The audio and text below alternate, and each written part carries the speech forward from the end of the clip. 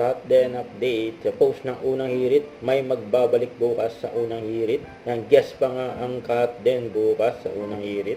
Abangan sila Alden Richard Catherine Bernardo. Yan pa nga yung picture nila sa unang hirit 5 years ago. Yun o. Abangan sila bukas.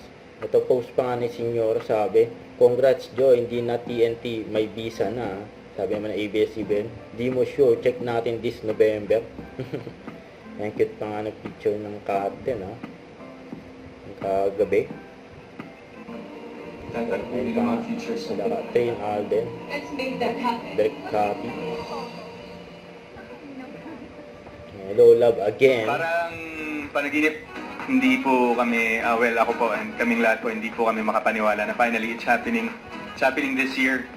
And we couldn't be more excited po on what's about to unfold in the next couple of months. Yan, ha? We thought we already said our goodbyes, but here we are saying our hellos. Magaling sila magsulat. As kapamilya, kapuso. This is a first, a lot of firsts, and excited lang siguro ako, so thank you so much for giving us another opportunity to tell another story and to share Ethan, continue sharing Ethan and Joy's story.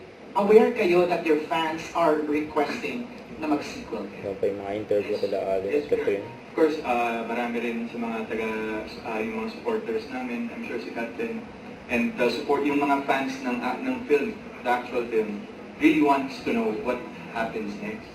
So, yes, we are aware na andyan lang, parang the clamor is still there. Ngayon lang talaga mas nabigyang bunga yung paghingi nila ng part 2 for this film.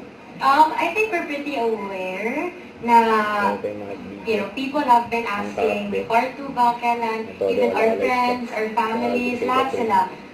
Pero, my usual answer, every time they ask that to me, sabihin ko, hindi ko alam, hindi ko alam. Pero hindi ako hindi ako nag-guess kasi hindi ko naman talaga alam. Pero, you know, we were all hoping na actually pwede pa talaga sundan because as we all know, open-ended yung Hello, Love, Goodbye. Pero not until this year, kasi yung mga sinagot ko, na nag-know ako or hindi ko alam, hindi ko talaga alam na this would be possible. Today we're officially announcing it. Post mo na, right over there. There you go. Yan yung captain, abangan sa November 13.